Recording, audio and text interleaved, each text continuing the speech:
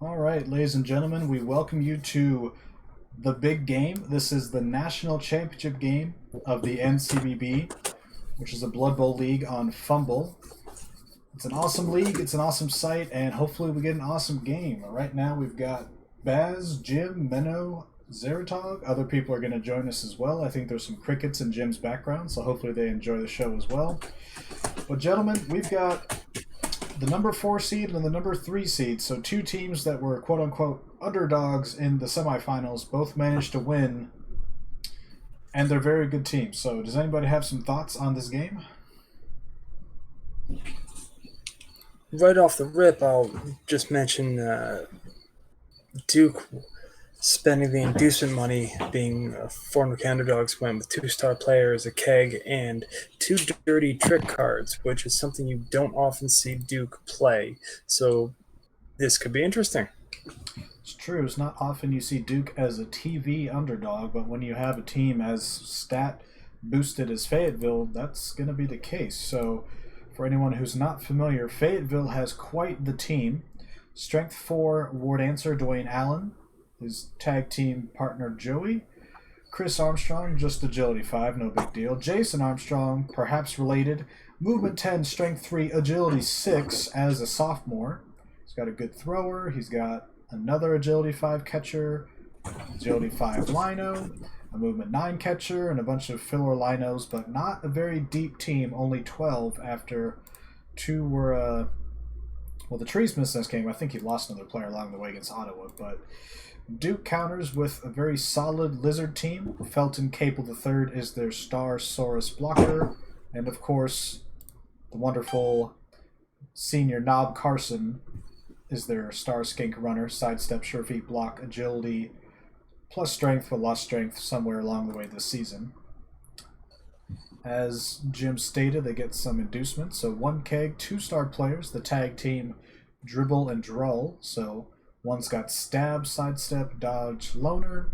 The other dirty player, sidestep, dodge, loner, sneaky, get. So interestingly, also the stars that I bought when I was in the championship game a couple of seasons ago against TCU, and they performed pretty well for me, honestly. We'll see if Duke has better luck in the game, though, as I was not able to win that one. But Duke's a powerhouse program. At least 2 championships? Maybe there are 3 now? I forget. I can double check. Fayetteville, I believe this is their 3rd season in the league, so not quite the history of championships yet, but a lot of people think it's coming. Also, Duke, 3-time champion, including current defending champion. Oregon has the most, right? Probably. Crichton's been around for such a long time, so he's won 1, 2, 3, 4, 5, 6 championships, but the last one was back in season 26, so it's been a while since Crichton was at the top of the mountain. TCU won back-to-back in 32 and 33. Duke won last year in season 34. I've got 2. Gru has 2. Hawaii's got 1. Ryan Fitz had 2. Archaean won 1 with Maryland. Clemson won 1 with Nomad. Only 1 for MRT, it looks like. Alright. What are we getting here? We're getting kickoff with Elves on offense, Lizards on defense. Let's see what the opening kickoff is. Last time in the semifinal, Fayetteville was on defense and got a blitz. This time they're on offense and we get a riot. So, nothing too major to start. They're going to void the line of scrimmage. Go around the flanks, it looks like. Jim, how do you feel about this match? You are the commissioner of the FBC conference, of which Duke is a part of, and perhaps to some people the only part of the FBC worth mentioning. Do you shed a tear seeing Duke this good, or do you run your commissioner duties first and just cheer for them to win? A cheer for injuries. No, we all know Duke is a powerhouse team, coached by an amazing coach who even when he's beating your team, he brings out the best in other in you and other teams. But I will say the semifinal was such a huge match that I don't know for certain if Duke is prepared for this game. Uh, I'm just excited to see what happens. I know both coaches are going to give their all, and both coaches are very capable. I'm excited to see how this plays out. Indeed. One semifinal was Fayetteville and Ottawa. That was a 3-2 affair where the Wood Elves got out early, had their one turn to start the second half, and got up, but held on for dear life on the last turn. And then in the other semifinal, Duke, got down early against mighty Galduet and their dual Bull Centaurs. But ever since about turn 4, they essentially controlled the game, got better blocking, got better pitch control, outmaneuvered the Chaos Dwarves, and won 2-1. So Even we'll with see. those monster bull centaurs. Yeah, I mean, one's a really good ball carrier, one's the defensive piece with strength 5 and break tackle, but he kind of got caught up in the middle of the field for most of the game and wasn't able to make a huge impact. Pretty solid first turn for Garc. Gets the knockdown on the Saurus with his blitz. Has 3 players in scoring range. Spacing's pretty solid. You might see a shot at Dwayne Allen, but he's covered pretty well. Joey, the other War Dancer's a little exposed, but I don't know. You can't really cover all the scoring threats, right? Not successfully. One of the big downfalls of Duke in this match is that they don't have the amount of tackle that they're going to need, or perhaps even diving tackle. They've got 1, 2, 3 players here or there. I think the purchase of the star player with Stab, that could help mitigate some of the elves running around, but this elf team is this Wood Elves team is just proven to be super good at getting out of any kind of sticky situation and getting in the end zone. That's true. Fayetteville having a little bit of experience playing Lizards this season. I played them in the season finale, and it ended up being 2-2. But it very much could have been a victory for me late, but Garc had a chance to go up by 2 and then failed a GFI on the end zone, because that's, how things go. And, Lizards have a pretty simple game plan against Wood Elves. If you can convince them to score early and then control the ball the entire time, that's the best way to do it, usually. We get a shot on Dwayne Allen here. That sounds simple, but in practice, that's pretty tough. Yeah, in practice against Wood Elves in general, it's tough. It's much more tougher, more difficult. Whatever I'm trying to say, when he's got a strength 4 tackle War Dancer on one side and his tag teammates a wrestle tackle War Dancer. Not to mention all the catchers that have agility and movement. So Yeah, I mean, the big thing is the lack of guard for Kzarik is really where he's in trouble in this one, because if that, I mean, you can't do anything. That dancer's gonna be able to get 2 die at pretty much any time he wants inside the cage, and there's nothing you can really do about it. no, that's why at the start of my game I was fortunate enough to get a Saurus to pick up the ball, and he meandered his way downfield for an early score before they could really leap in there. But yeah, strength 2 skink. Knob Carson would be strength 3, but he took a perm somewhere along the way this season, so it's much harder to defend against the leaping strip sack, like you're saying. Also, no chameleon skinks on this roster. Obviously, shadowing against movement 9 or movement 8 wouldn't work as well, but just having shadowing and pass block, stuff like that, I find it useful against elves and rats. Some lizard coaches may not like chameleons as much, but Them Wolves- being slower makes them a hard justification. True. But this is a matchup where it'd be marginally useful, at least. Wolves pointing out in the game chat that even a strength 4 ball carrier does not help versus Fayetteville. He would know. He runs Amazons, had a very nice Amazon thrower who couldn't escape the mighty War Dancers. Go ahead, Einir. I'm not sure what he was doing with Drull there. I figured he would have gone around the backside and popped him in front of Randy Boone. just so he can't just dodge towards the end zone. True. The best thing for Kzarik here is for Garc to just score. Yeah, that's fair to say. Apajar mentioning that Knob Carson got the minus strength against Washington. Potentially a nice KO, although he does have a Bloodweiser keg, or whatever they're called now. But if you're Garc here, the obvious play is to throw the ball to this catcher and just, walk into the end zone, but you could realistically stall at the goal line, perhaps, if you don't fumble this pass. Now, there is a stabbing star player right there, but nobody else is really able to get the catcher. Decides to score anyway, so after 3 turns because of the riot, it is 1-0 for Fayetteville.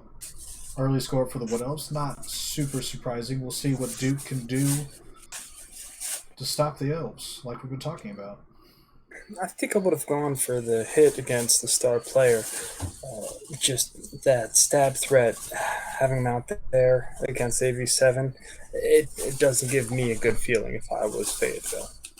That's true. There was a very well-known NBFL playoff game where a Skaven star player was stabbed, killed not one, but 2 legends of Crichton's human team in the playoffs. Baz, any words to say about that game? It was fun. I can imagine. The old skitter stab finally did something noteworthy. Yeah, I mean, Stab, skitter, stab. he was great all season, but that was really his the one where he really proved it. True. Remember, Baz likes to goad me from time to time about my playoff preview from that season. I was like, who is this team? I've never even heard of this coach. Like, he's not going to beat Crichton. But, beat him he did.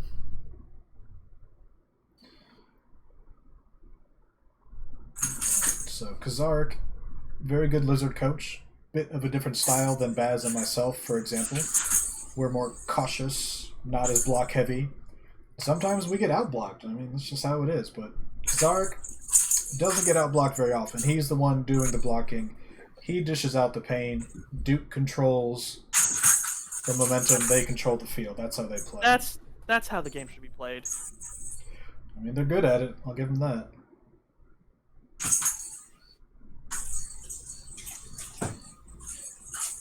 Okay, looks like we're getting both star player skinks near or at the line. We've got our stab on the line. We've got our dirty player nearby. Also has sneaky get, which is nice. Covering the flanks, and looks like he might keep 2 Sorai back near the ball, so that's a good play.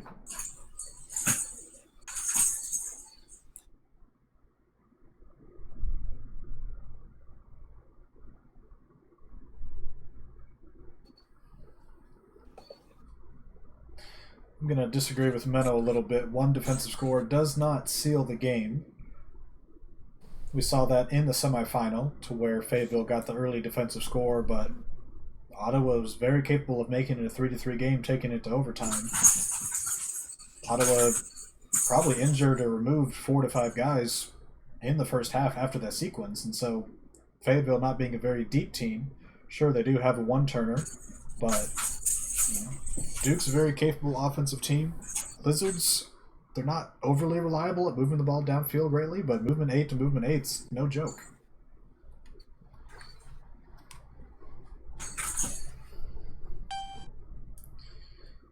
Only 1 Saurus back, starting Knob Carson.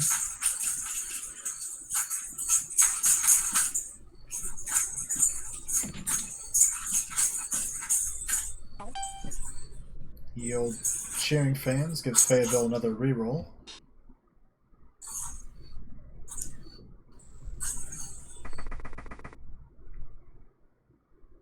Right, but I'm not saying it's going to be easy for Duke to come back in such a scenario, but I'm not going to say it's over. There was a national championship a few seasons ago between TCU and Jim's Miami team where it was 2-0 at the half. The Skaven had done basically what they wanted. They got a score on offense, they got a defensive score, and all of you thought the game was over. I believed in Miami. They came back and made it a tight game in the end. Didn't quite get the job done, but, no game in Blood Bowl is over at the half. almost no game of Blood Bowl is over at the half. Yeah, I was gonna say Navy disagrees with you very strongly. If you had played your first half better against Oregon, I think you had a really good chance to win that game, but just didn't quite go as well as you want. I don't know if you watched the video replay, but giving anybody, like Crichton especially, somebody touching the corner of your cage is deadly. Because a lot of coaches would scoff at that -2 die on that mummy, but he knew if he could get that guy down, he had a shot on the ball, and that's all he needed. I know it was still a 2-die uphill. I just The best that thing to do, and the throw in from the crowd. That's bad. yeah. I mean, we were all cheering for you to get like a favorable throw in there and turn the game around, but it just wasn't to be. Jim, you playing like an instrument over there? You're trying to be the band that's on the field, or what's going on? Is that a wind blowing?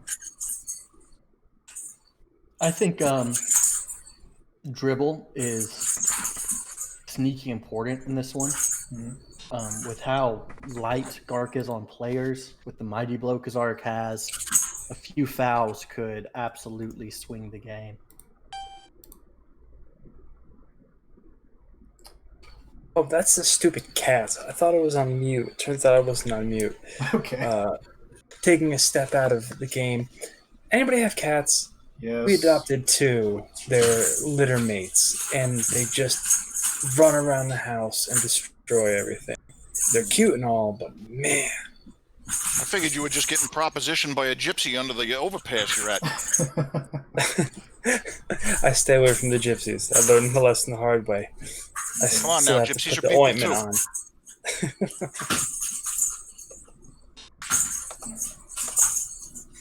Minnow asking if maybe you could go push to talk or something so we don't have to listen to the cats. Or just mute yourself when you're not talking is cool too. Yeah, I live with my girlfriend and her 2 cats, and they're adorable creatures, but I hate them to death, so I feel your pain.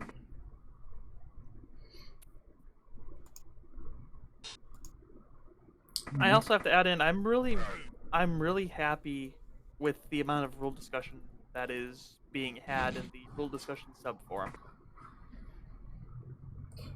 Yeah, I mean, we're always open to ideas and discussions to make the league a better place, so I know rivalries have just kind of been part of the league, but not something that everybody's embraced, so we're trying to fix that. Dwayne Allen going for a blitz and a chain push, but not getting the results he wants, so... Also, I guess we should mention, because Garc just did, he's not very good about marking skills. He marks his own team, but there's about half the time he doesn't mark the other team or forgets to mark important skills, like guard, for example. So when he didn't get the push he wanted and tried to push the Crocs out the way, the Crocs had stand firm, and he didn't realize that. That might happen once or twice or 3 times or 4 times this game, so just be prepared for that possibility. Yeah, as opposed to me, where I'll mark them all and then go, well, crap, I can't do anything anyway. I have to mark my players, both teams before. I believe you mean sensitivity, not sensibility. Close enough. Zedarog, I think you were a little quiet. Can you say that again? Yeah, I can't see not marking the players. I got to do it. Oh, for sure, for sure. I mean, sometimes I'll leave skills out. Like I don't care who has sure hands usually. Right. Makes sense. I feel like a blitz on Chris Armstrong, the niggled catcher, kind of just above the midfield scrum, is probably coming.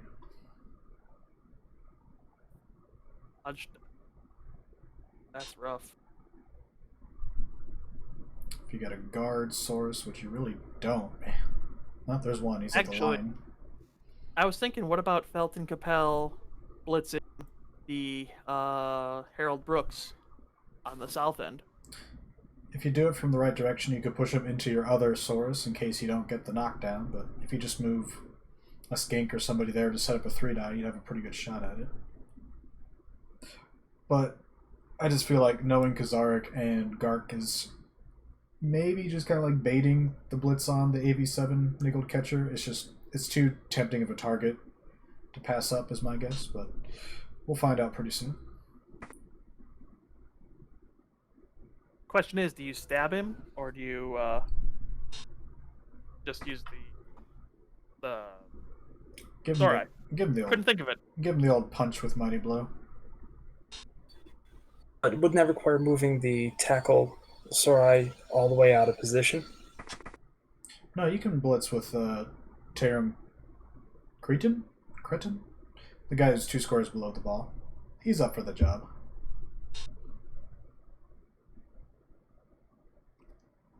It's already turn 4. Doesn't feel like it, but we did have that clock move forward to start the game. Doesn't look like Tarum's going to be... Felton's in range. True, but who's guarding the back side of your cage? The little bitty skink? Indeed, Felton goes for him. See what he can do with the hit. Just a stun. Still a good result, though.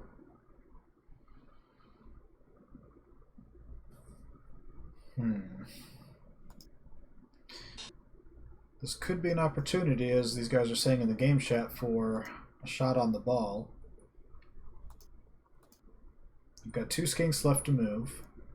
You're probably not going to use dribble to foul this turn. If you put one guy kind of on the tail logo, 2 squares to the right of Tarum Cretin, so on column 10, and then you move dribble.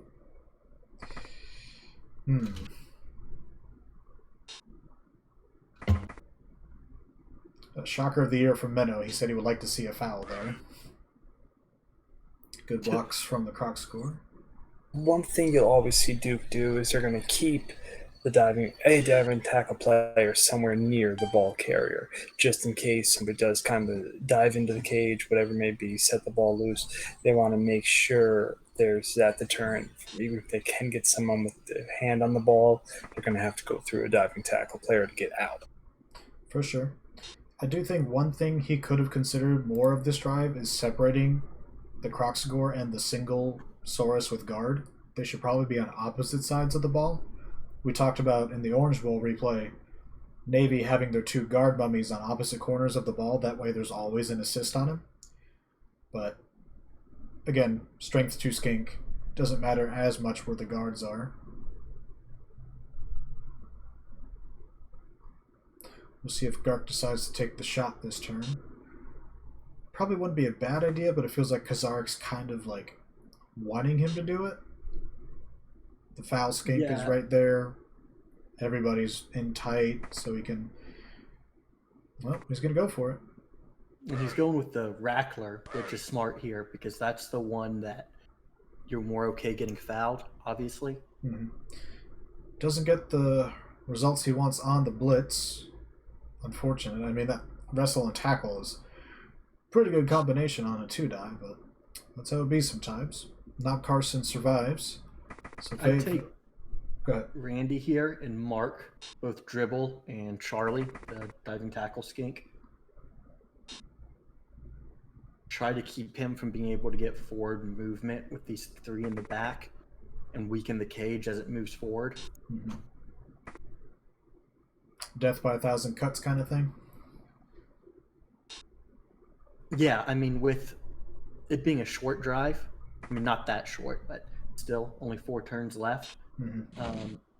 Kzarik's going to have to move forward some. If you can hold 3 players in the backfield, especially players that need assists to get blocks, you can possibly open up a better shot for the strength 4 moving forward. I will say that was a very clutch dodge at the end of the turn by Robert Wilkie II. He got away from the prehensile tail. And if he didn't, there'd be a huge gap right in the middle of that logo. You can probably get to Jason Armstrong. Or just bust through or blitz somebody else. But it was a nice play by the line elf. You know, the guys who get no appreciation from the Wood Elf roster, but still good players.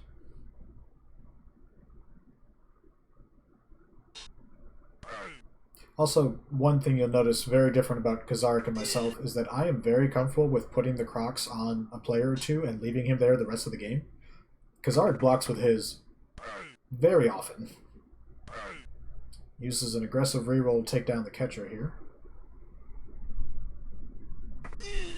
but can't take him out, though.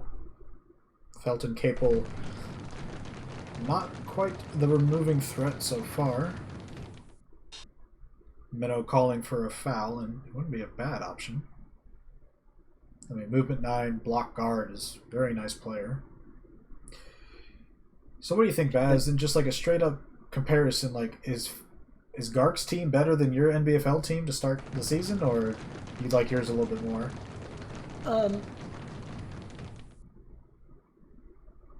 It's probably a bit better, but I mean, it's just the one turner alone, like that just opens things up to a massive extent. Mm-hmm. But the 12 players makes it a lot more brittle, which is why, I mean, this isn't, really like me, but I'd be fouling every turn I can with dribble. Although Garc's done a good job not overextending, but if you're Kzarik, you kind of have to high roll this. You are the underdog. And so going for Kaz makes sense there. Yeah, Ottawa started inflicting quite a few and chipped away at the depth of Fayetteville throughout the game, and it almost helped him pull out the tie late, but we'll see what Dural and his... I'm assuming they're like twin brothers or something, but we'll see what Dribble can do here in this foul.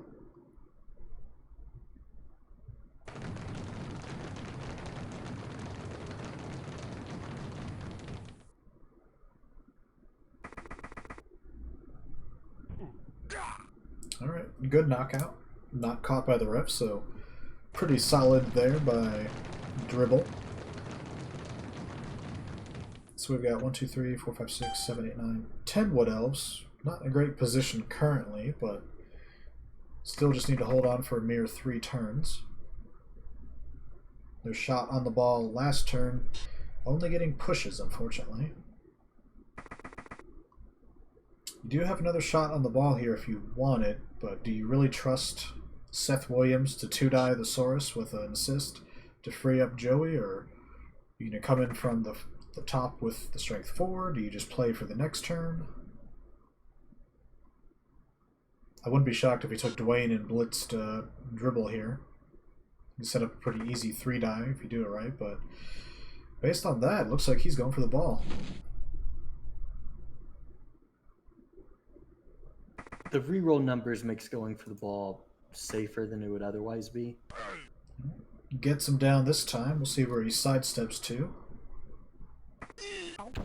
Oh, right to draw on the scatter. So, Knob Carson, no one can say he's a selfish little son of a gun. And that was a bad call on the leap. He actually wasted a square movement on the leap. Yeah, I think you're very familiar, Jim, with having to make sure you are leaping in the right positions. It costs you 2 movement any way you do it, so leaping 1 square isn't that practical. Yeah, do you have any advice for me? If you haven't heard, I'm running Slawn now in the NBFL. I tied my first game, but wasn't pretty at times. You got any tips for a new frog like me? How many rerolls do you have? 5, probably. All right, good. That's a good start. Yeah, you're going to want to buy 3 more, and then after that, you'll need about 2 more. Now, it's a matter of pick your battles, limit the number of blocks the other team gets against you, and sometimes you just got to go full press. The threat of the leap is sometimes better than the leap itself. Is that in Sun Tzu's Art of War? I think I read that somewhere before. And he went last for but a not stab least, with the ball, and it didn't work. Well, wow, that's pretty ballsy. Go ahead. last but not least, get either plus strength or, if you really are lucky, plus agility on a blitzer, and then things become a little bit. I won't say easier, but you can start managing the other teams a little better when you're like, just need to roll a 2+, and I'm in there. Pow! That's the ball. Well, worry not. I've got a plus agility block blitzer and 2 plus agility line frogs to combo with him, so I got a little something going. Good, good. Then may the spirit of the frog be with you. May the spirit of the frog be with you too. Let's see what Kzarik does here. He's got to kind of scramble and both protect himself while still staying in scoring range. Still have 2 turns, of course, but go ahead. I was gonna say, you know what the most interesting strategy with Slan is? No. I've heard some people say it's ribbiting. You realize I can mute you for the rest of the broadcast, right? Oh, actually, no, that's pretty good. I'm going to have to use that. No, I'm no. within driving distance of him. I could drive over to his house and punch him in the face. It's riveting. That's great. Oh, man, I got to write that down. Okay, we just had decision time for Garc there. He has both wrestle and block on the ward answer, so it's either get wrestled down and get fouled, or stay on your feet with block and then get blocked by the skink and then potentially blocked by the Saurus, so we'll see what happens. Oh, with Yeah, side but stop, he may not face the Saurus. Ah, that's true. That's true. Nah, he will. You're trying to soak up blocks here. Or at least that's what I'd be doing. And indeed, he follows the rule of Baz.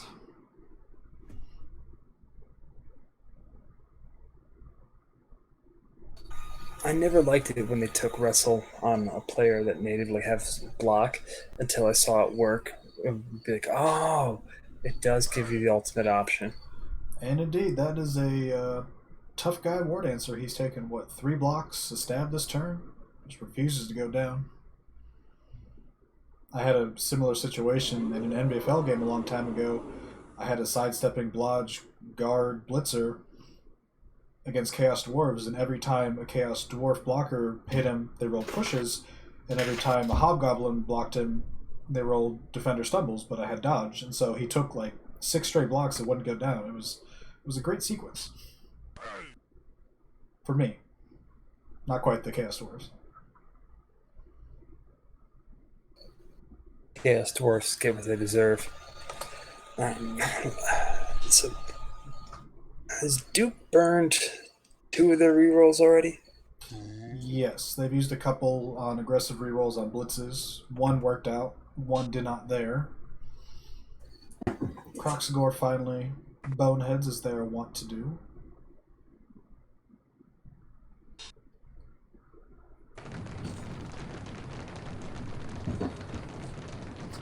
Wolves, I don't think Kzarik would be in his 4th national championship if he's already thrown his keyboard on turn 6 of the first half. It's been frustrating the last couple turns, I imagine, but it's still a long game.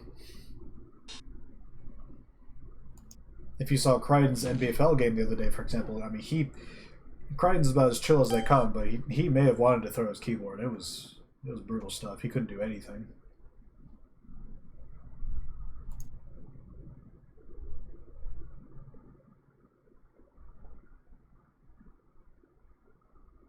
He does have the Guard Saurus in a good spot.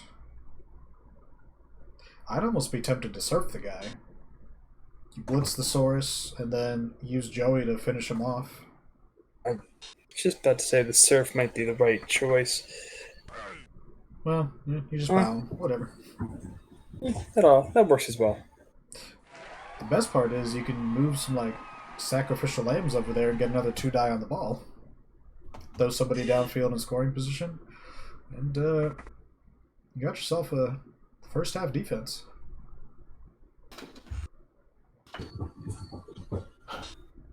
First thing is get somebody in scoring position, even if it's 2 GFIs away, because if you have someone in scoring position, it greatly limits the amount of risk Kzarik can take. Or it makes it so if he does go with a really risky plan that, it potentially game losing. Alright. Doesn't get somebody in range yet, but does get the ball down. Doesn't have to use wrestle to do it. Not a great spot for the Wood Elves, but it does really mess up the Lizard drive.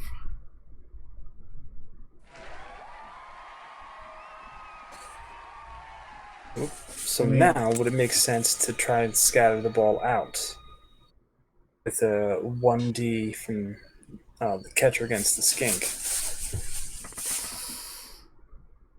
I don't know. Uh-oh. Uh-oh.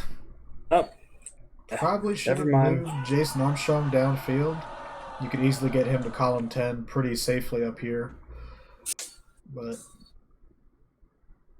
chooses not to do so.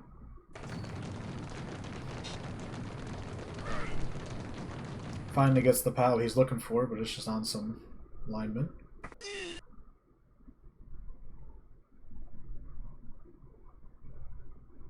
So Duke's in a critical turn here. That doesn't help him either. Although that catcher... No, he's in scoring range because of sprint. So we'll see what Duke can do here to either get the ball back, secure the ball... I see an option to score for him this turn. You don't want to score this turn. Not sure the one-turn score. I'm sorry, I'm so used to, like, need to score, otherwise bad things happen for me. Kemry should never score on anything besides turn 8 or turn 16, right? Sometimes can't be helped. Like, you know, when Crichton's around. I suppose that's true. Looks like he's going to try to grab the ball and form a kind of a loose cage in the midfield, right in the sneeze of that logo. Knob Carson is marked by tackle, but just pick up the ball, wiggle your way into there. Not safe from the strength 4 Ward Answer, but I mean, are you really ever safe from that guy?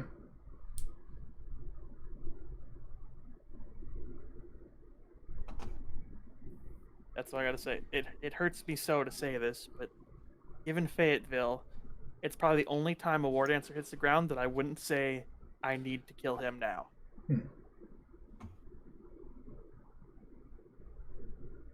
I think you leave the diving tackle there for now. Go for the pickup first. I might stand up the Star Skink first. But you want your diving tackle on the ball just in case Knob can't do the job. Although marking the strength for Ward Answer is not a bad call.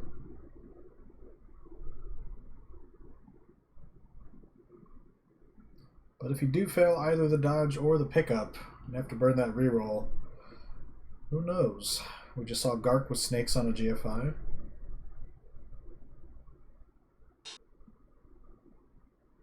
Okay, Wolves apparently finding his new best friend.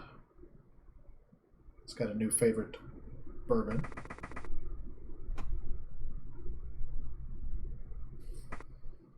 Ooh. Don't love that step over. Now the War Dancer can just... Oh, he can literally leap into the ball. Yeah. I think he was worried about Jason just dodging in there and getting a 2-die if he could mark the source. But yeah, now you moved right into the War Dancer. Unless you move dribble into that spot. Right into the cage. Yeah, that's probably the play here. I might even foul. It's a bit of a risk, but with sneak you get less than normal. And you really are not happy with the amount of removals you've had here. No, but you do have the ball in scoring position going into turn 8, so we'll see what the two sides can do. That does make the blitz a bit harder. So that's what, strength 2, strength 4, 3 assists, so you have to mark at least these back 2. Hey, it helps when you push a button when you want to talk. What do you want to say? I feel like the not best decision was in the back with Cody Coe rolling a skull pow and a push on Harold Brooks. I honestly would have taken the skull pow and force him to wrestle down, because now I've still got a catcher in scoring range here with agility 5s, and we know that he's got no qualms about throwing it in traffic.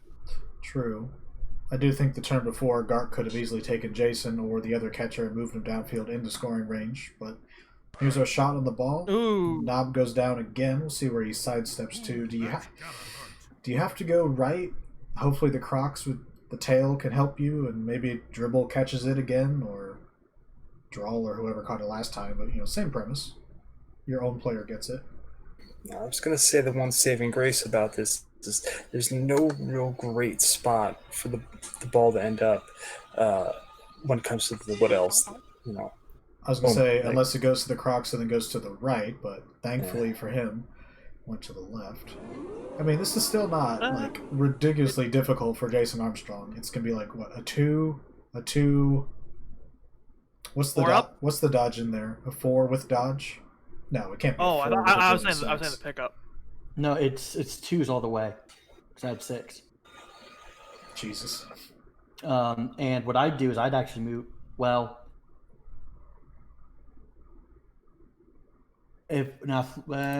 because of where Floyd is, I don't know that I'd risk getting him in range first, but having to risk the interception sucks too. Yeah, but it's a Saurus. I mean, how often does that happen? It happens more often than you think, honestly. From what I see, do you just trying to stay away from the tackle? I see 2 up, 2 up, 2 up, 3 up, and then the 4 up. Is that a 4 because of the pickup? Because 2 tackle sounds? Oh no, agility 6. Jason Armstrong, we're going to have to nickname him Cheat Code or something because this is ridiculous. Okay. The question is, do you just like punt it out of the way? Do you risk trying to win the game here essentially to Herald, but you risk the interception beyond all the dodge and the pickup and everything else? I don't even see this being an interception.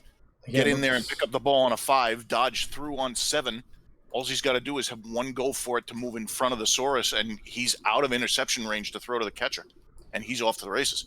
Indeed. That's the play, it looks like. Tim leaving the game in disgust. He's never a big fan of these elves and all that, so looks like he's changing it to a pass. Taking a very weird angle to do it. Yeah, I don't know about going that way. I probably would have went down and under to save myself a point of movement here. Oh, I'm waiting the break tackle.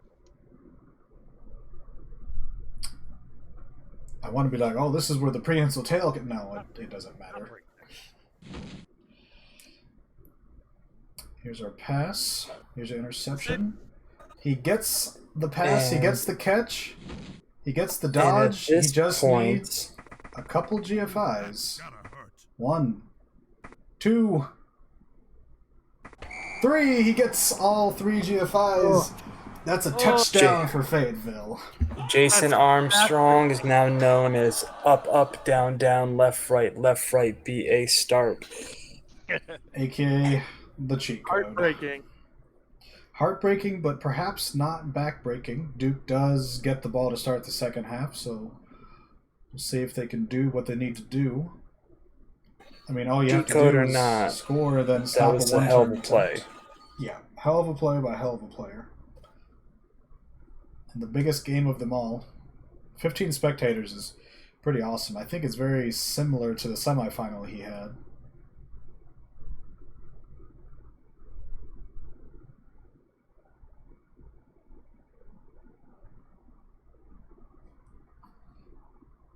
You can't call them elves anymore, they're just gods. Okay, let's go with demigods or something, Wolves. They're not invincible. I mean, we saw Poly beat them this season. They tied 3 other games. So, mortal they may still be. Let's check how the awards voting is going. 22 responses already. Nice job, guys. I only posted that like a couple hours ago. So none of these are final yet, but I will point out that Duke has the lead in the most hated program award right now. Very few would be surprised. Fayetteville is currently in a slight lead for the favorite to win the next year's championship, by the voters at least. And we've got the tight race in the which conference is the best voting. We've got the Beast and the FPC, both conferences involved in this game right now, are tied at 5. But the SCC and the non-AQ are both right behind them at 4 each, so still plenty of time to get your votes in for these various awards. Hey, the non-AQ should not be eligible for best conference. I mean, They're not eligible for bowl, national, whatever. They don't automatically qualify. that's true, but collectively they seem to think that they're going to be the next cream of the crop that comes in and rules the league. I mean, Jeffro, Yeah, but they have like 30 Doofer. teams. Well, I mean, we had 40, 50 something in the BCS, but Yeah, but each one is like what, 8 teams in each conference, so we're outnumbered 2 or 3 to 1 Look, numbers. I want to say something about the non-AQ is going to get like what's coming to them when they get up here, but they've had a pretty strong showing in the bowl games. I think they've split 3-3, and a lot of those were matches against teams that were very much bigger than them in TV. So they pulled off some upsets. And yeah, did better than the SEC in the bowls. Yeah. Do we have the final numbers on that? I know somebody had a running tally sometime last week. I haven't seen it updated yet since the bowls kind of slowed down. This is probably going to be the last one. There is one other unplayed bowl game between Howson and Utah, but both coaches have been offline for several days at this point. Hopefully they come back, but we're not sure. So this is the important one, of course. Don't play your bowl game. You can't play next season. Maybe.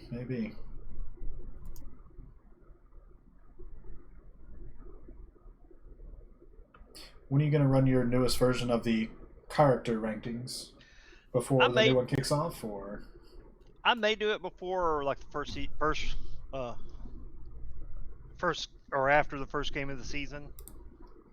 Do kind of either a preseason or early season one, and then do the end of the season one after in game 9 or 10. All right.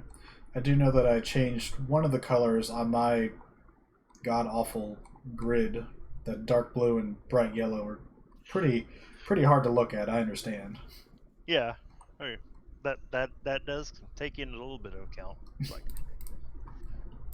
he said that shit was ugly. -2. Yeah. Hey, but yeah, I've like I said, it's definitely a very biased poll because it's all my opinion. Nobody else is involved. All right. I guess we should mention that this is actually not the second half. This is still the first half. There's one turn left for the Lizards, and they're going for the obligatory one-turn attempt. Looks like they're going to push Mr. Seth Williams, I imagine, into the cage. Start blocking him, push Knob further down the road, and we'll see if Knob and the boys can get the job done. But the quick snap certainly could help.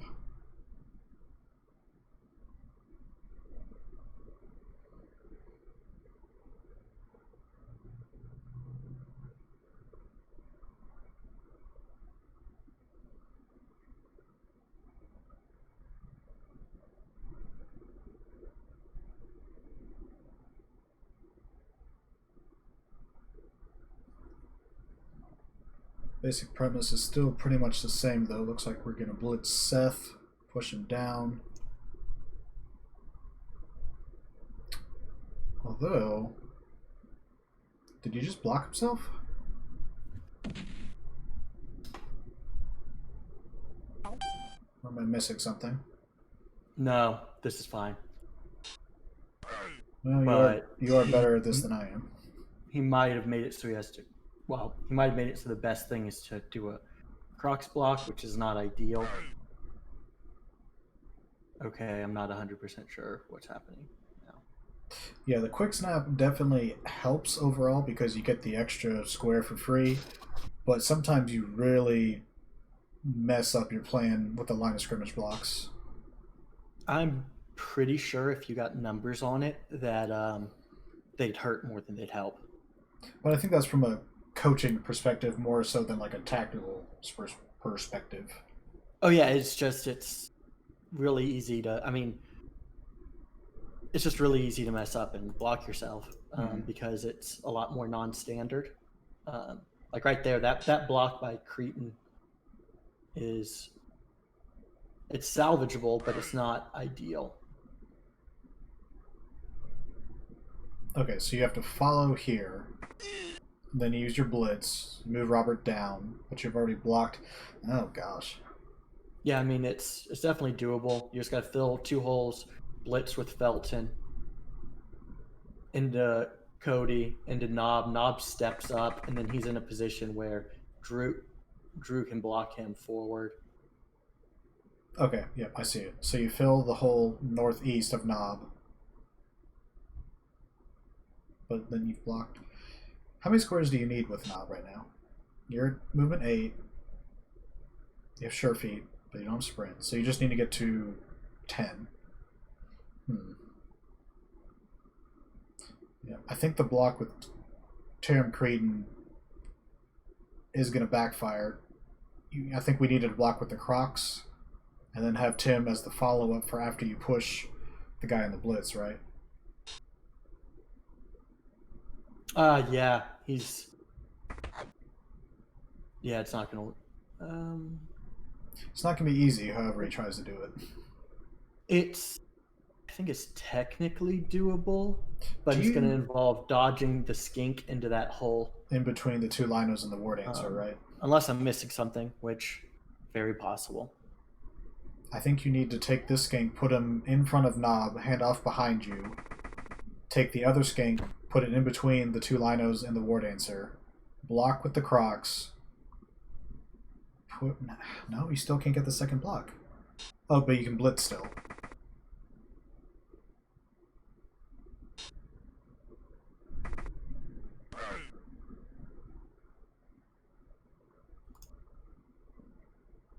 And then you actually just blocked yourself with sidestep and Knob, so I'm not sure this... Yeah, this kind of got messed up by the quick step, unfortunately.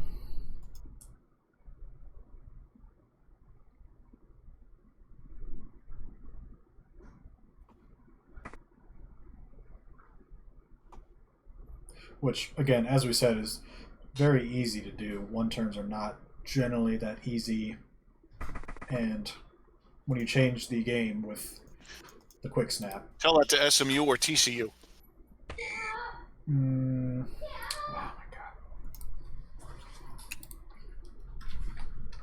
god. I'm doing live commentary, please be quiet. I'm doing live commentary, please be quiet. Yes!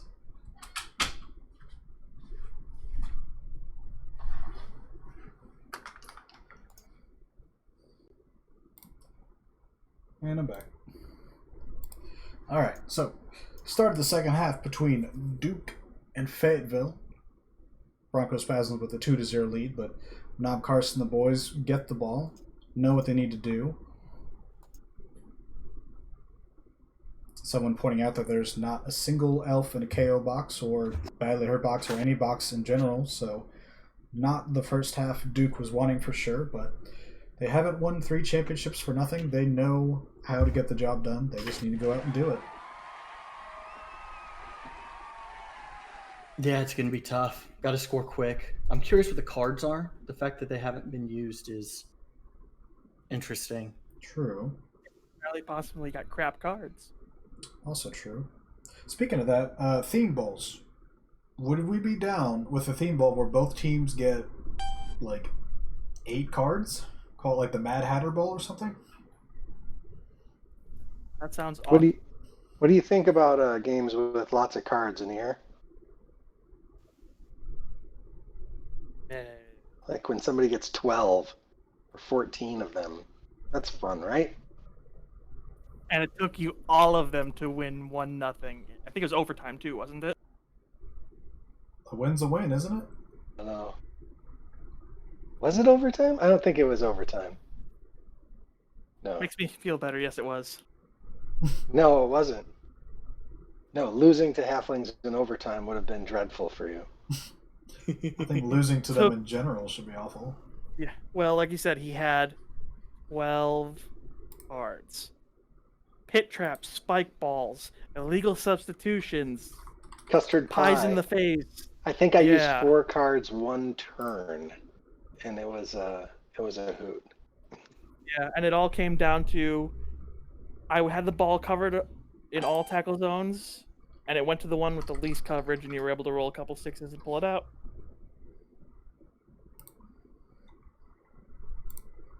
Filthy.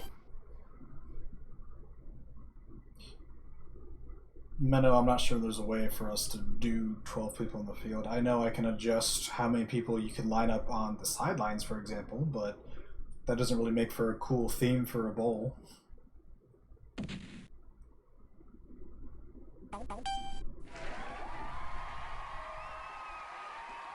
Can you edit the weather? No. Darn. I may be many things, but I'm not Jesus.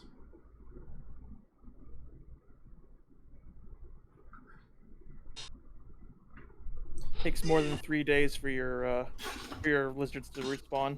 Something like that. We get a stab on the start, we get a knockout, so this is a better opening sequence for Duke. Very much a better sequence for Duke. That's a kill on the third block. Well, third action of the turn. But the fourth results only a push, so you win some, you lose some, I guess. That does open up the Crocs to go tag a couple players, though. Ooh, I didn't realize Jason Armstrong was blitzable. That's... He used his blitz. No, already. he wasn't. He blitzed Cole. Correct. Which, not a I would have tried to get 3 dice on Harold. Yeah, that's not a bad call for sure. I mean, again, it's not like my typical style, but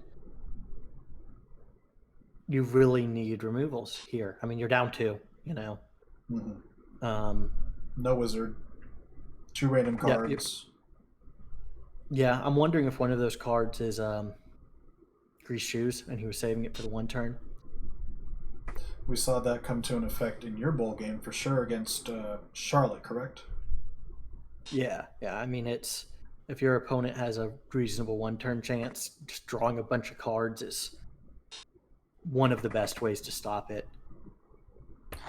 Nom Carson having to burn a reroll on the pickup. Not ideal. Not totally in love with the placement here. I mean, you are close enough to the ward answer to where he can just leap over there and punch you in your little lizard face. Yeah, it's not great, but once again, I don't know that you mind too much at this point. I mean, I'd operate at this point as if I've lost the game. And if I lose the game by more, I mean, big deal. Who cares? Yeah. You know, I mean, give yourself the chance of the 2-2. If you lose 5-0, you lose 5-0. Right. I mean, as Garc, you don't need to take the shot here. You don't really have to do a whole lot. You can try to draw this out, but you did lose 2 players on that opening sequence. 1 to a KO, but 1 a little more permanent. So maybe doing something while you still have 9 players in the field is the right play.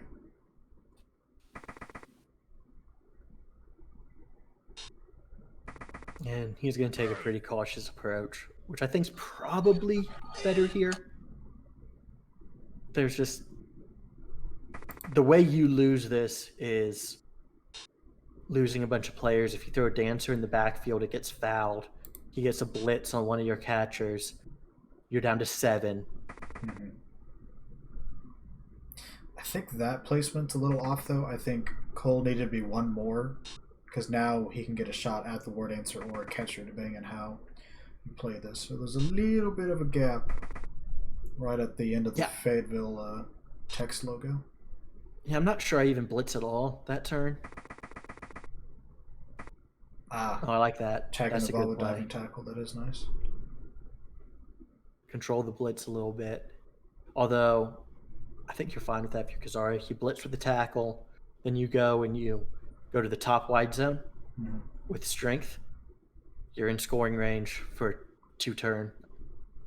And you're far away from the 4 strength, which means you might be able to position in a way to make it that a 1 die is the only option. Okay, so you're saying we're going to block off the sidestep, blitz with your tackle, and then send all the boys kind of up north. Here's our first card, blatant foul, so we know what's coming, and we assume we know who it's coming towards.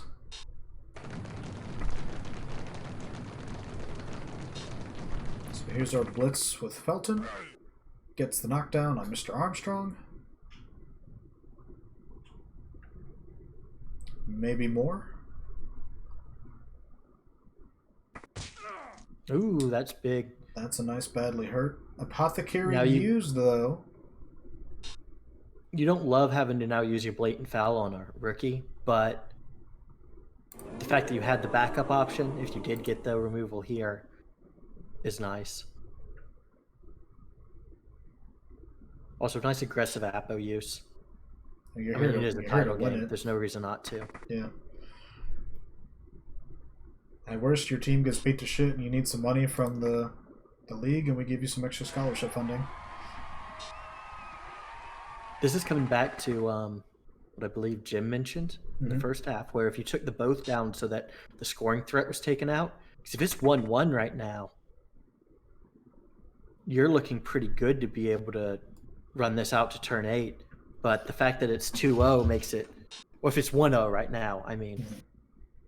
Still not great, but certainly better than 2-0. Yeah, I know. Like 2-0 means you have to give him the ball. You have to give him that badly hurt back on the pitch. 50% chance at the KO.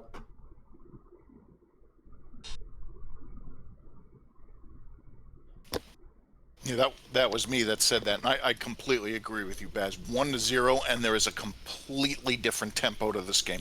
Mm-hmm.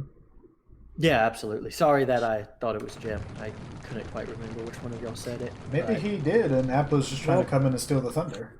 Technically, we were all Jim, so it's no big deal. Yeah, we had that conversation earlier. Apparently, there's more people than I thought in the CCs that are named or go by Jim. Good foul there, though, by Dribble. That's the second today. Second removal, if I recall, too. Oh, Yeah, I love Dribble. I remember And very if he well. ends up- Go ahead. I was going to say, if he comes back in the next rule set and looks the same, where Sneaky gets buffed, he's going to be a nasty player. Still miss old Slibley, but yeah, he's pretty cool. Well, you can now get Mighty Zug and Carla, maybe? I don't know. The stars are all weird now. I was gonna say Carla took the place of Stabby Buffy knockoff, right? Yeah, Zara, 40k cheaper, loses stab, which is probably a net win, except for in really specific situations. I hate the fact that I can't have them both.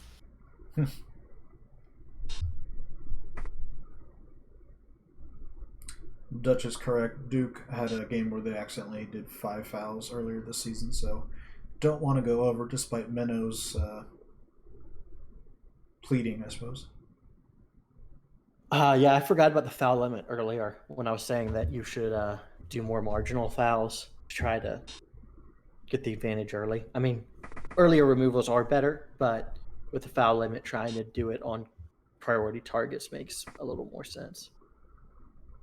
That happened in the semifinal where Ottawa basically ran out of fouls when they had the prone war dancer in front of them because they used one on a tree on their first turn, albeit they missed next game the tree on the first turn, which is big, but generally fouling a tree is not good, and neither is rolling double skulls in your first block, but the reroll saves it. Croxagore moves up, tags 3 elves. Okay, he goes that way and tags 2. That's good. Duke does have to push a little bit. I mean, worst case scenario, you score in 2 turns from here, so that's turn 5. No, turn 4, you're counting this turn. Yeah. Then the elves 1 turn, and you're still down 2 scores, so you still need time after that to make something happen. Yeah, I think you really need to push here. One thing I did a ton in BFL with Skaven is when I'd get up 2-0 after the first half, or after my offensive drive in the second half, whatever. If I had a 2-score lead, all I do is try to stay in front of them and make them score on turn, 6. 5 would be fine as well. Basically, give it so I only have 3 or less turns to drop backwards, because that first turn they shouldn't be able to hit the ball. The second turn you screen off. The third turn you run to a corner, which isn't as good here against skinks, but conceptually you can do the same thing, and you can keep them from ever being really a good hit. But if you have 4 turns on defense, that's much better.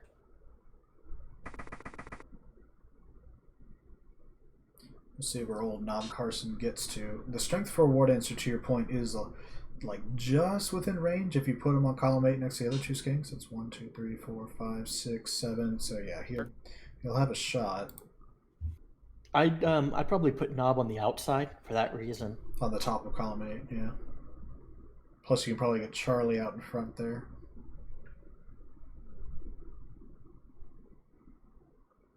And then Fayetteville's counter to that would probably be to double stack. And I mean, he is AG4 stunty, but wouldn't be super easy. Plus, you do have 2 tackle ward answers you can put over there. Yeah. One thing I really like is Kzarik's shown a lot of patience here. It does not seem like he's tilting at all, which is impressive in a situation like this. Big game, some bad luck, down 2-0 early. I mean, to Menno's point... Go ahead. And to be able to keep your cool. Yeah, to Menno's point, Duke's thrown 32 blocks so far, and I'm not sure how many have resulted in knockdowns. Probably half at best, maybe less. Certainly not the usual blocking from them. People overstate how often you get removals. It's something like any given block has like a 10% chance. I think it's a little less than that of actually removing a player, or maybe actually getting a Kaz. I can't remember the exact numbers, but especially with piling on gone, it's a lot harder to rely on that as a primary strategy. Well, here we go. We did an early GFI, tag the 2 skinks, getting a shot here, fails the leap, gets the leap, gets a push. So Dwayne Allen... Step in range too, cut out the GFI. Yeah. Now Dwayne Allen does not have sidestep, so if you follow, it's a little dangerous, not to mention you did just end up next to the little stabby boy. I would like to pose a teaser to you guys. Go ahead. National title. You've used your 4 fouls. Do you foul the 5th time to secure a win? Probably. If you're already on probation.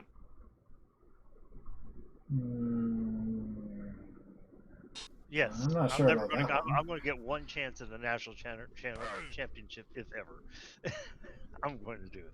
Do you think we wouldn't take the title away because you broke the rule in the game while on probation? I don't know, but hey. I don't either, and I don't want to have that discussion, so please, nobody do this. Man, let's be honest, this is only going to be like a small handful of coaches who are capable of doing this. God knows it's not going to be Navy anytime soon. There's more than I can't even answer the question, as getting to 4 fouls just seems totally unreasonable. I remember you did once against MRT by using these double star skinks. Yeah, I got to 9. I got more in that one game than I did my first 2 seasons with the team combined. True. Here's the question, though. You have 1 foul left, and you've got the ward answer right there. Do it.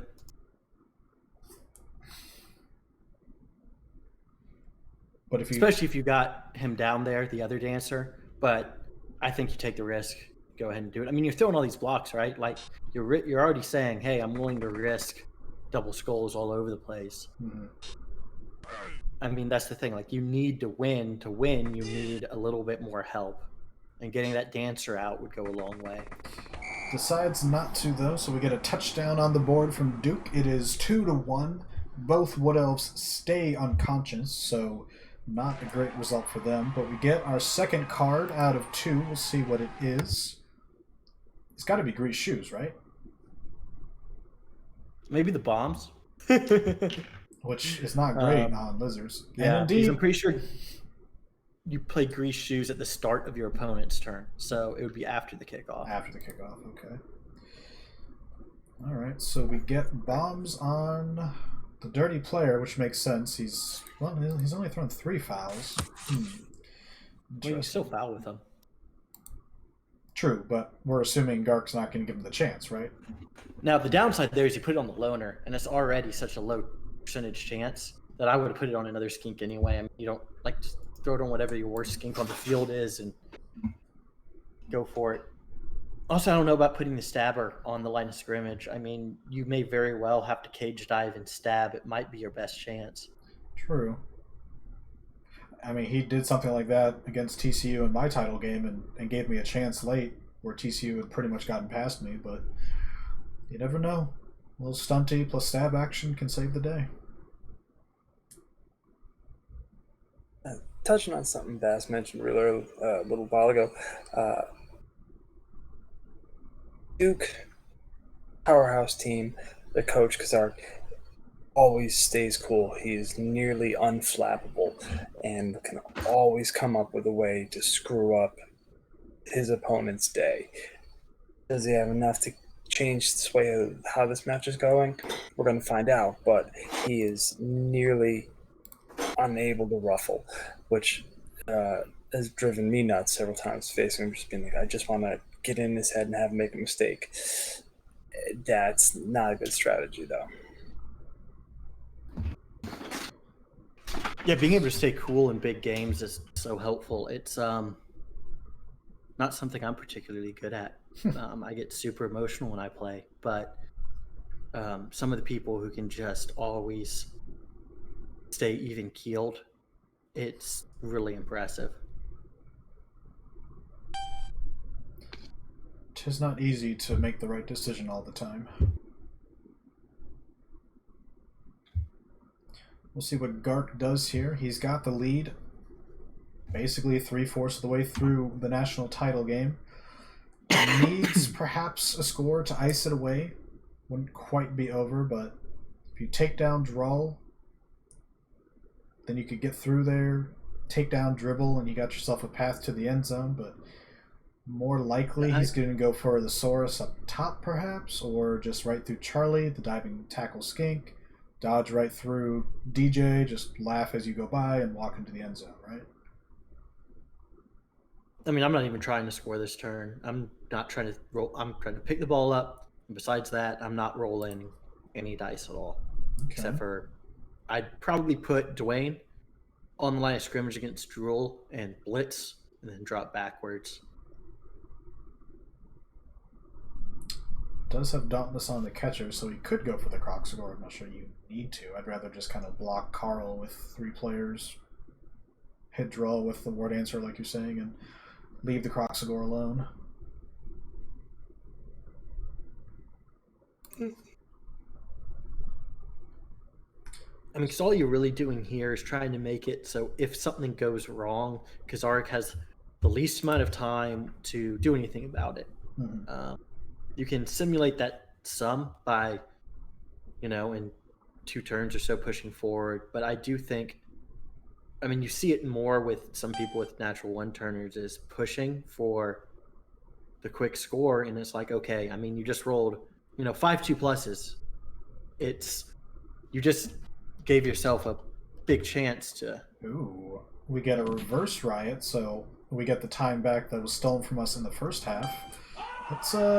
That's good for Duke. It's not a game changer like a blitz would have been, perhaps, but still a good result.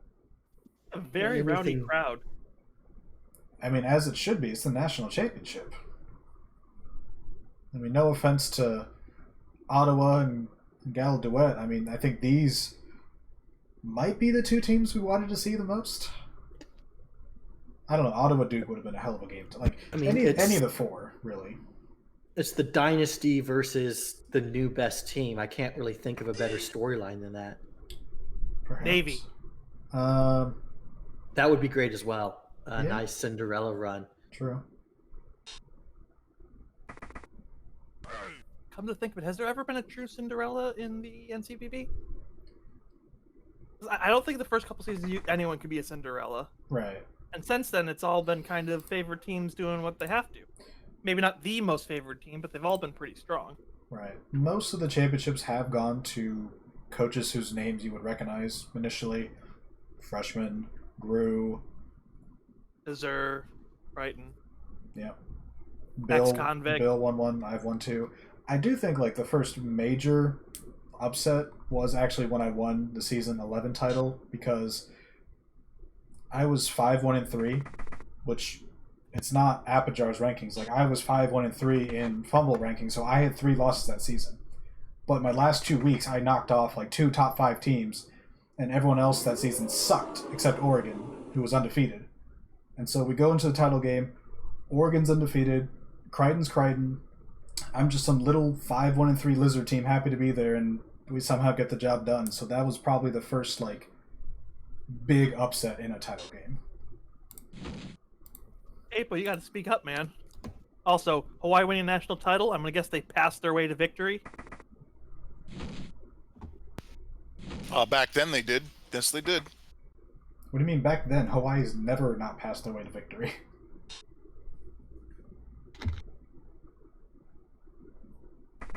Hawaii had a pair of very bashy Dragon Warriors back then too. Back when they were called Dragon Warriors, now they're just like what, High Elf Blitzers or some shit. They were always Dragon Warriors. Those stupid new names. There you go. Long beards. Longbeards, yeah. It's like the Nurgle Stormvermin. big Stormvermin, yeah. I don't call it a rot spawn. It's always it's a bloater, right? I mean, that's what it needs to be. No, The that's not what bloater it is is. always a beast, of Nurgle. That's what it is. Bloater's actually one of the newer changes where they went from the generic Nurgle Warrior to something a little more unique. Which I like.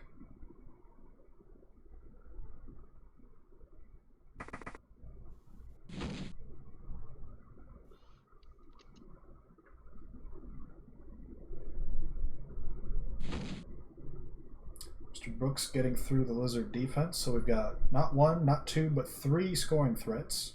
The ball is way back deep in Jason Armstrong's very capable hands. So Kzarik's got to make some decisions, and they're not easy.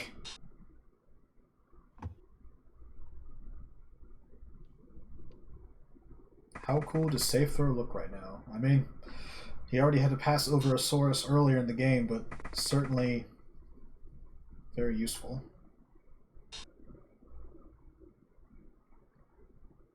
I mean, if you're Kzarik, you want him to go for the score this turn, I think.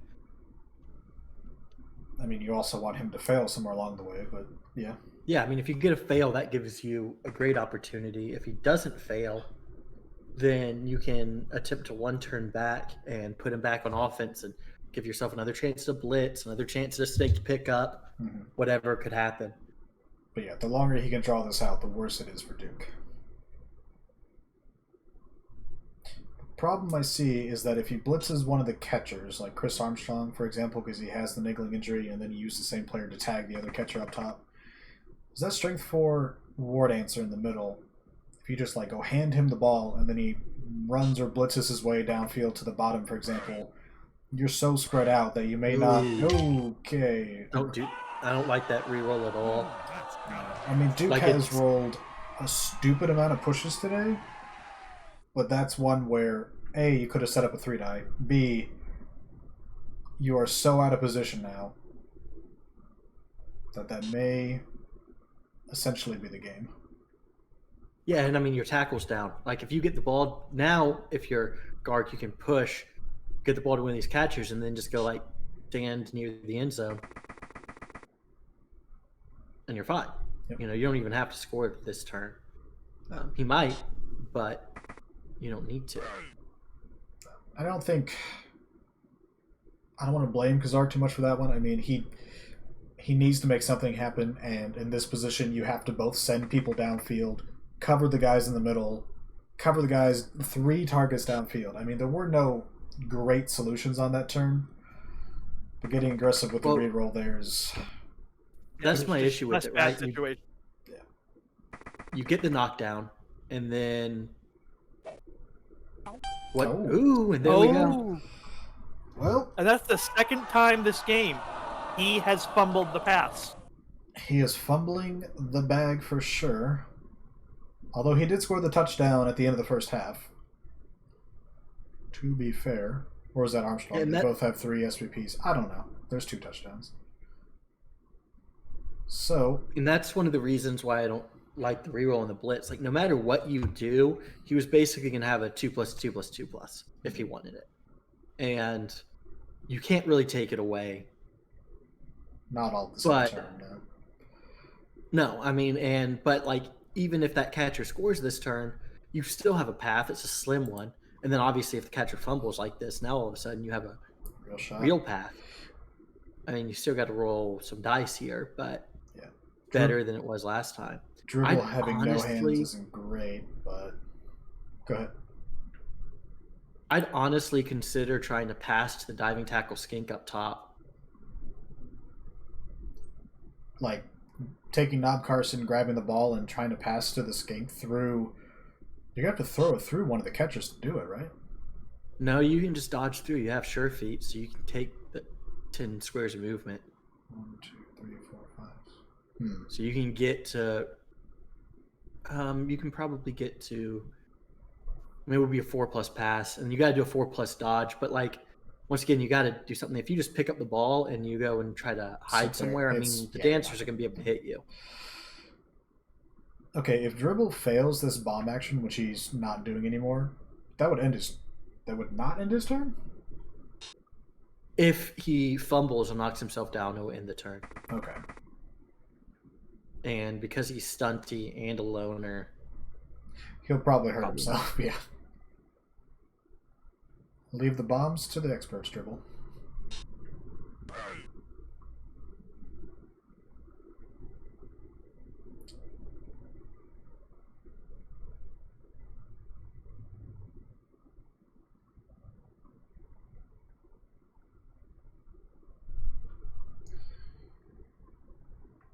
I agree too, Sock. I love Juggernaut on, well, every team of mine now, but especially good with Mighty Blow, Frenzy, stuff like that.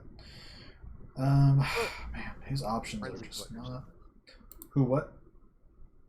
I like Juggernaut on frenzy players a lot. See, you get it. You're smart.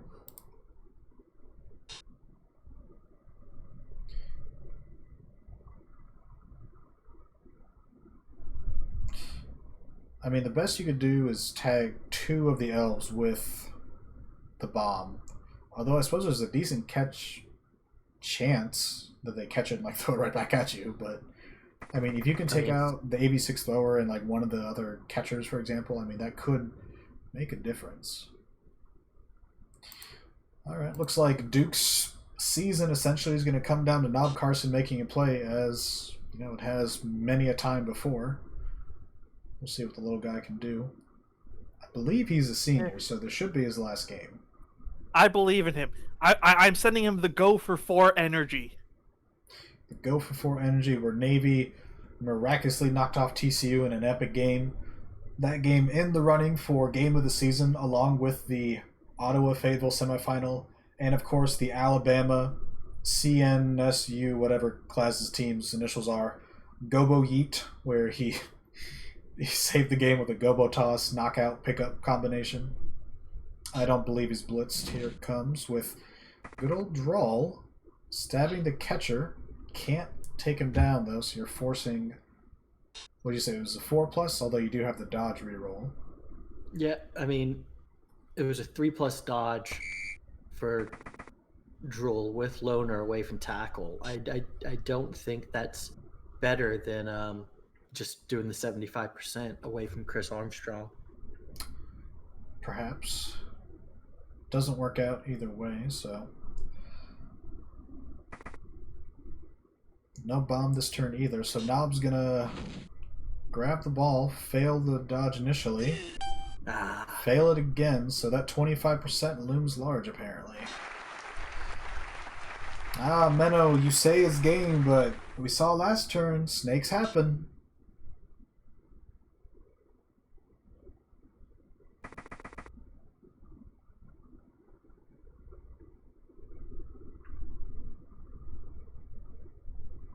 You got Jason Armstrong. You probably just leave him in the back as a deep safety. I mean, he's strength 3, so any skink that gets the... Oh, he rolled a 2.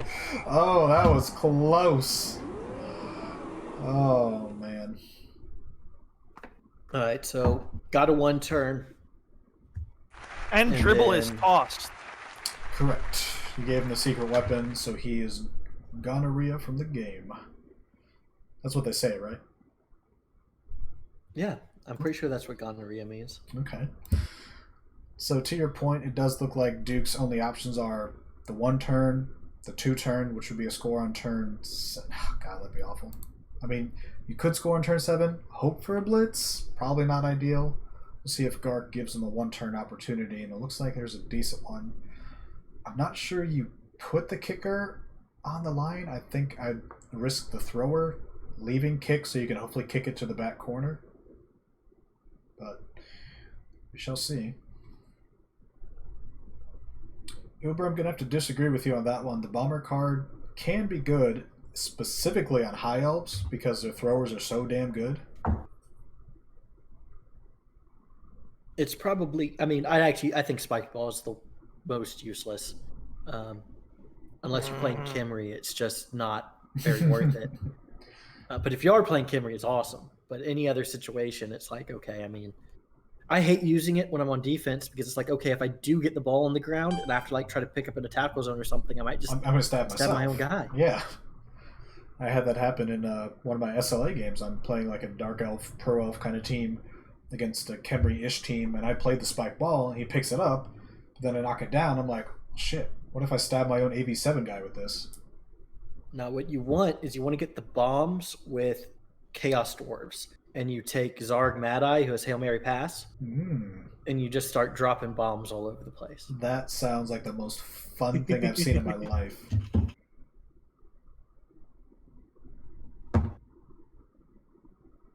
Oh yeah, the bombs are awful on lizards. I mean, they're not great on most teams.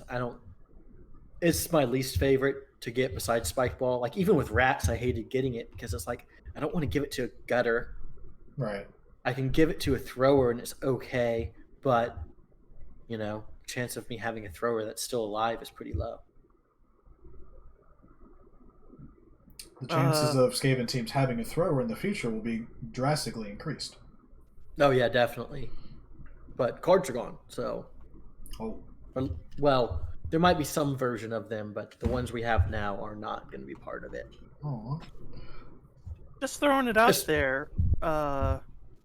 As far as themed bowls, I know we were mentioning earlier, I'm going back a little bit. Mm-hmm. I was looking at creating a tournament in a group I run just to see what options are there. Right. I think you can go above 11. It says a maximum of blank can be set up on the field, and looks like there's no maximum there.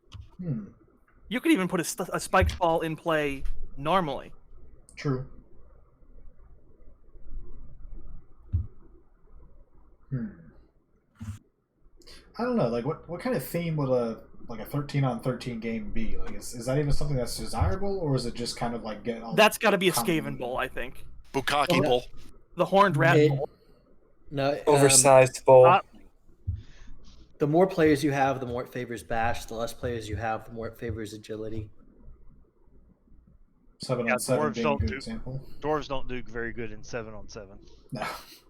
No. I mean, 13 does make sense. That is the Horned Rat's number and Council of 13 and all that good Skaven jazz. Dutch Life, good idea. Each team gets 5 Snotlings bowl. That, I think, is beyond my capabilities, unfortunately. No, I was thinking about it. What do you call that? If everyone gets 5 Snotlings, the Exterminator bowl. They snuck in. It's your job to kill as many as possible. I mean, I like that. Double Morgue. I mean, that would cancel each other out, if I recall. You can't do double stars. Right. All right, so that's a good catch by Arden Tomlinson. We'll see if the 1 turn can be more successful this time. We do get the push. We're going to push Knob, sidestep it forward. He needs to get to column 10, if I recall. Let's see, 1, 2, 3, 4, 5, 6, 7, 8. I think you need to go ahead and hand off here before you get out of range, and then you have to try to pass with Stunty. Yeah, I mean, you're probably going to be in contact regardless. Mm-hmm. So, like, you're not going to get better than a 3+ catch without a little bit of luck. And if you're trying to throw over elves, especially, like, it's not ideal.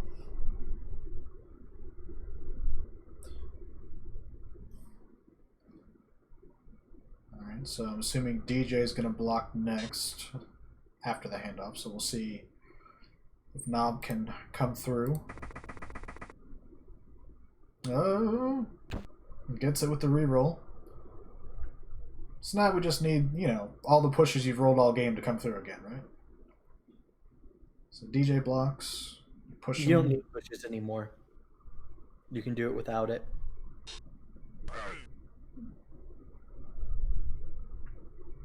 Wouldn't you need one more push after this? Yeah, you sidestep in, and then you can block J. okay, Cole I see it, to get the last one. If you get the skink around, or you block withdrawal, follow, and then You block block again. the drill to follow it. Or you try to dodge the skink in, but against tackle, I'm not sure that's better. You can just move the guard and 2 die. That's more likely than dodging anyway. You guys and your math. Just do the first thing you see, right? I mean, that's the best way to play this game. Isn't That's how I play, so take that as you may. it? Grain of salt, yeah. I mean, you could also block J. Cole and then... He went right through tackle with the GFI. All right. Well, we'll see if it works out. So far, so good. So far, so good. Knob gets pushed again. He's going to double GFI, but he has sure feet. Oh, I was going to say, if he throws his block, I'm going to scream, but he goes for the stab. Knob with the GFI, the double GFI. It is 3-2. Turn 6-ish of the national championship game. Fayetteville holding on for dear life, potentially. Duke not going away quietly. And the crowd roars. So despite everything, Duke has caused 1 casualty the entire time. They've thrown 46 blocks, thrown pushes on what seems like 45 of them. Didn't get the 1 turn at the half. Didn't get the score of their own before the half. Like, despite everything going on, Kzarik and Duke still in position to make this a game, potentially.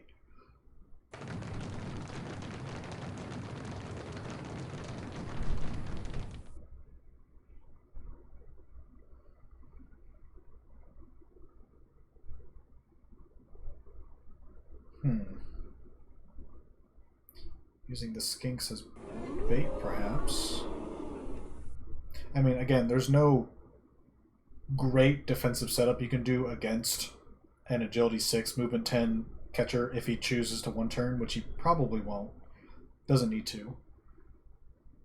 But you can sit here and think about defensive strategies and formations. I mean, it's just... I mean, yeah, just do spread like this. Just make him roll a few dice to do it if that's what he chooses to do. But Right. I mean, if Garc does it, even if it works, he knows I will yell at him. I remember specifically there was the Wisconsin versus, I think, Fayetteville game where Charlie was constantly trying to 1 turn because he had Halloweener, the 1 turn gutter, and he kept like trying 3+ passes and this stuff, and it didn't work. And you're just sitting there screaming like, please stop. You can score in 2 turns relatively easily as Skaven. Just stop making it more difficult.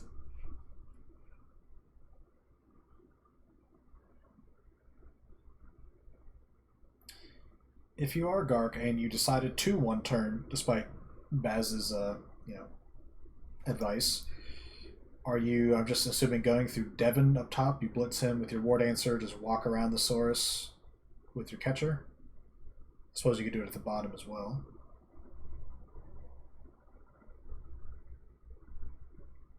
If you blitz or block Droll, I guess you could sidestep, but otherwise there's a gap there between the Crocs and the Saurus you could dodge through. Tail doesn't matter against AG6.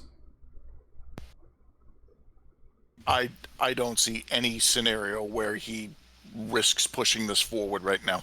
I don't even think a quick start or anything like that pushes him forward. There's just no need. What if there's a pitch invasion where all 11 lizards go down? Do you think he advances the ball? No, because if there's a pitch invasion, he's won the game. But I mean, there he is might not. if he just wants to score, but like, there'd be no reason to. True. All right. So Seth that's not what we wanted to Williams see.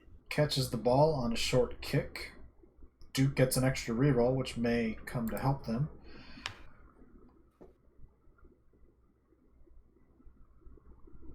There's another reason for me to be just pulling back and playing defense.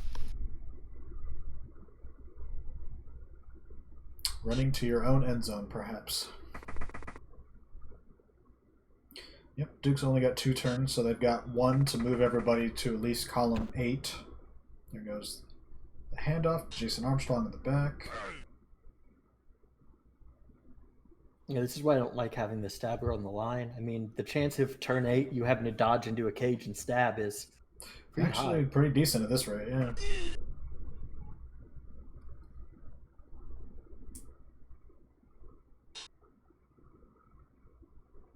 Probably blitz the source down here, blitz your guy free. I think I would have pushed him away just because it's better, but...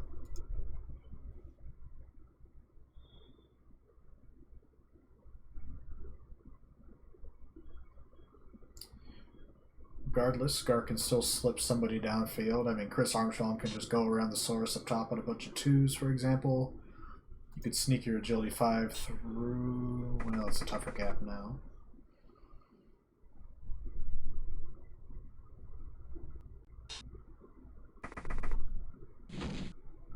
Yeah, I guess you can go through that guy too. So you have your credible scoring threat. I mean, I think you just tag him with like the diving tackle skink and send everybody essentially downfield. I mean, you have to mark the guys in the middle because they're all credible threats too. But you still have to get in range to get the ball carrier on the last turn, and you have to have people in scoring position. So Kzarik's got a lot to do on turn 7 here.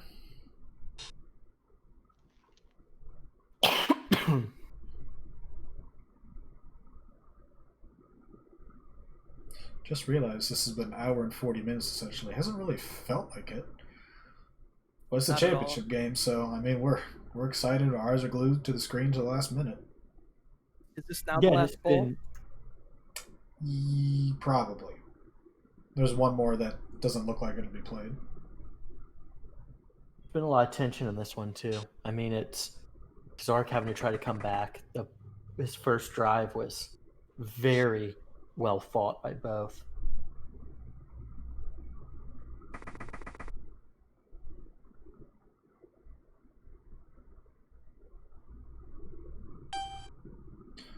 All right, Kzarik. That's really nicely played. Yeah, I mean, there's nothing simple here for Kzarik to do. You have to respect the defense, so you can't advance the tackler up into the backfield without simply giving up a score. And the catchers are there to play hand off the ball. The other catcher's down the field. The other catcher has the screen.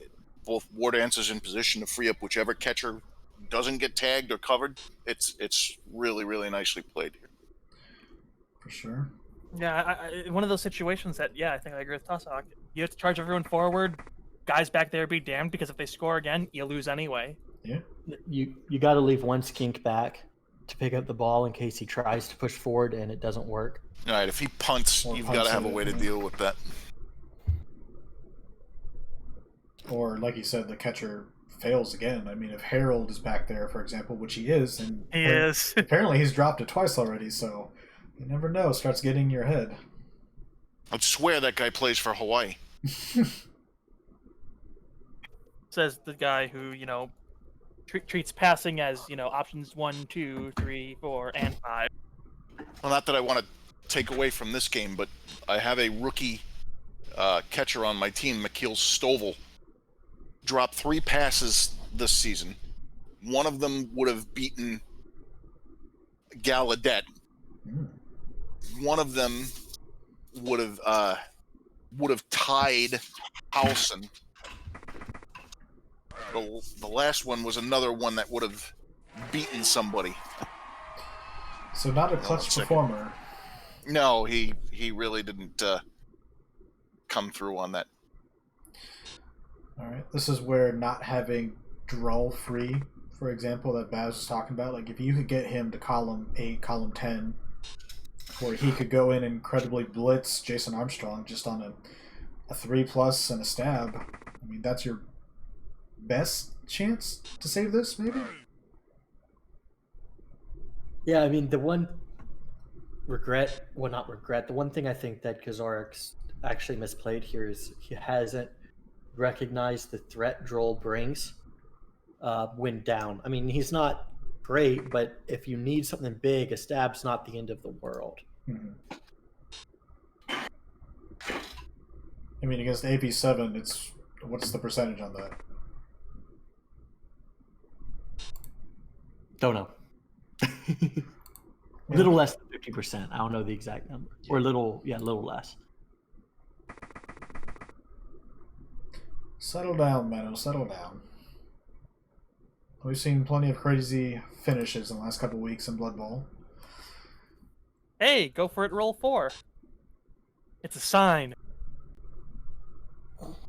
Knob Carson, the last Duke player to move. Fitting. Oh, keeping him back. Interesting. So you've got 2 skinks in scoring range, technically. No Sorai. None of the Sorai are free. You do have 1 break tackle.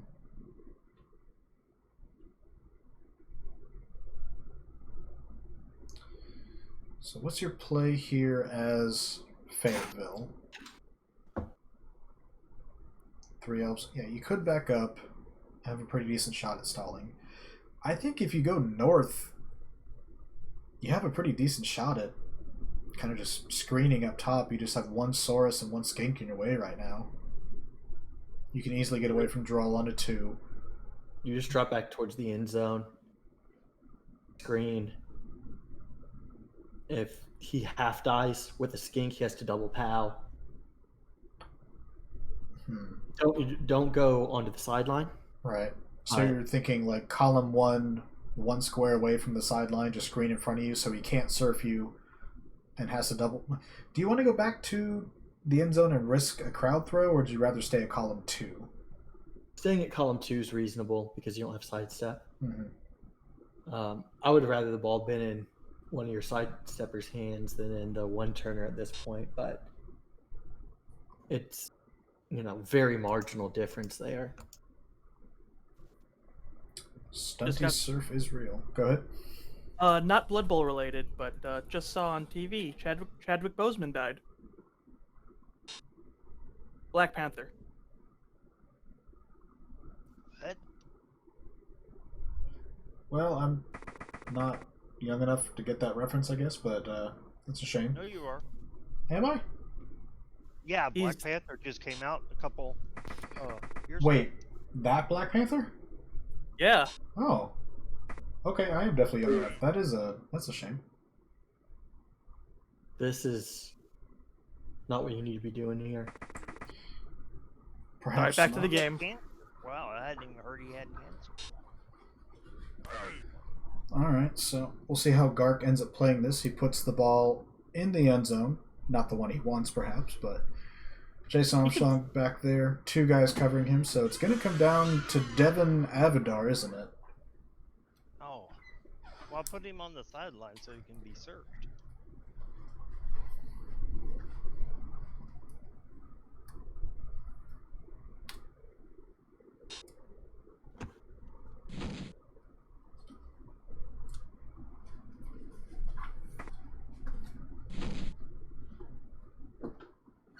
Brooks doing his job getting through the line there. Probably just stand in front of the skink, right? There's no real point of sending another one back there. Although I guess forcing that many stunty dodges still probably helps.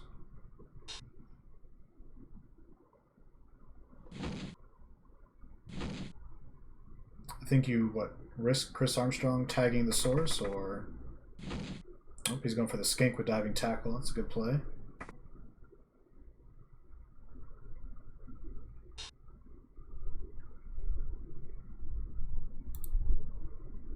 I think a lot of people in the league are just going to assume Fayetteville, they're not unbeatable. I mean, even a team that has this many stats can lose. I mean, the last 2 games, Garc's dice have been exactly what he needed when he needed them. He's not failing dodges at bad times. I mean, he's failed a couple, handoffs or catches, but they haven't been backbreaking per se. He's a good coach. Team's very good, and he's getting the dice when he needs them. So you can't ask for anything more than that.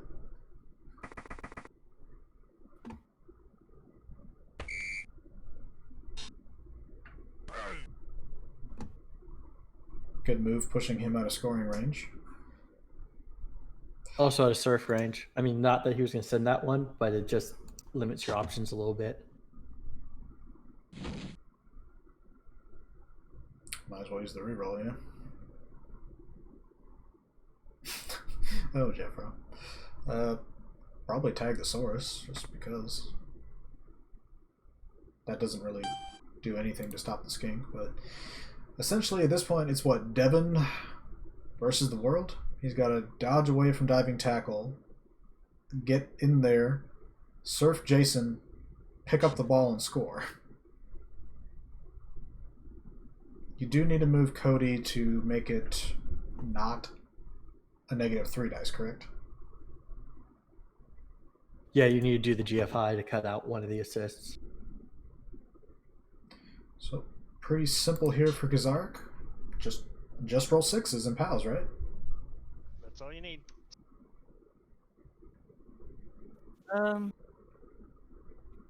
Yeah, I see. 2 go for it for Cody. You should just need 1. You only want to tag Randy. Tagging both of them doesn't change the block.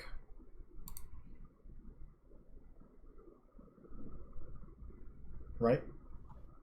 You can't tag both. You'll cut yourself off to the ball. True. Yeah, because I think Einar was thinking put the Saurus up top, column 2, but yeah, that's where you want to go with the skink. That's it. I would say put the sword in column 2 between those two with 2 go for it. Then Devin up top has to dodge, go for it, go for it to get to the column 1, and then go for it twice for the -2 die uphill. What But if it's square on. You can try to surf him. What if you went through the bottom with Devin instead of trying to surf him? Because maybe you don't want to scatter the ball? I think he sees what he's got to do first. He's got to move the War Dancer so he can get the chain push set up and get the skink off the diving tackle.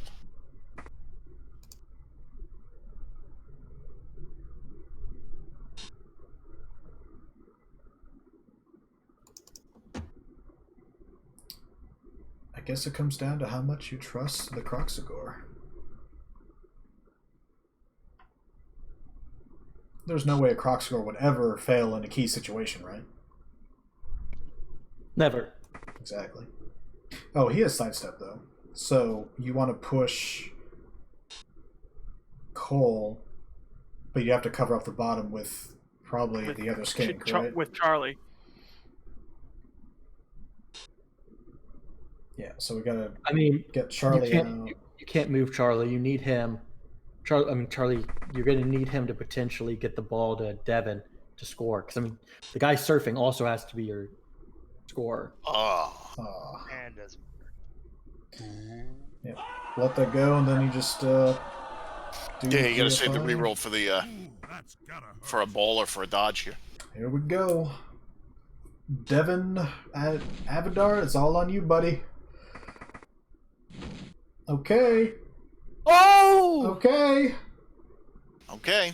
Okay. Surfs Jason Armstrong. Where does the ball go? Oh no. It's going to come down to Droll with a pass. And he's got to get away from tackle, pick up the ball, pass the ball, catch the ball, not get intercepted. So, simple. Just roll 6s. You can use Charlie. Charlie can get there. Yeah. And he has the rerolls, so. But Droll's just so much simpler. My brain can't handle that much math with Charlie. Yeah, but Troll has loner. Guys, I realize this, but what are you doing with Charlie? Just dodging 1, 2, 3, 4, 5, 6, 7, 8, double GFI, 1, 2, 3, 4, 5, 6, 7. No, you go up top. One dodge, one dodge, 2 GFIs. 2, 3, 4, 5, 6, 7, 8. You know what? I believe in Droll. He's been underappreciated this game. I feel like it's his time to shine, and here he goes. He gets the 6. All right, re-roll, no big deal. Okay, maybe it was a big deal. I was wrong. He failed it again. So what do I He would have know? failed that with whoever he was with. Actually, it wouldn't have. He would have got a 5 the second time around. He would got a 5. But he had a couple more DFS than Yeah, I mean, there was still some plays to make. But great game between Duke and Fayetteville. Wow. Fayetteville emerges as national champion for season 35 in the NCBB. Great game between Garc and Kzarik. We were all entertained for all an hour and 50 minutes. It didn't seem like it. It flew by, honestly. So Well played, both teams. Change his name in Discord immediately. the champ. All right. The so- former undefeated champ. Oof. Too soon, guys. Too soon. So, Ioneer, Apajar, Baz, Dutch, Jeffro, Jim, Menno, Zeratog, anybody else who's watching on Twitch, watching in the game chat, I appreciate it. It's been a fun season. We're, still discussing a few rules. The CCs have gotten together and started taking a look at the conferences. It's going to be a fun season starting up, I think, Wednesday, September 9th, around then. Yeah, that's kind of my projected date right now. But it's been a blast, guys. I hope you enjoyed this season, and I hope the next one's just as awesome.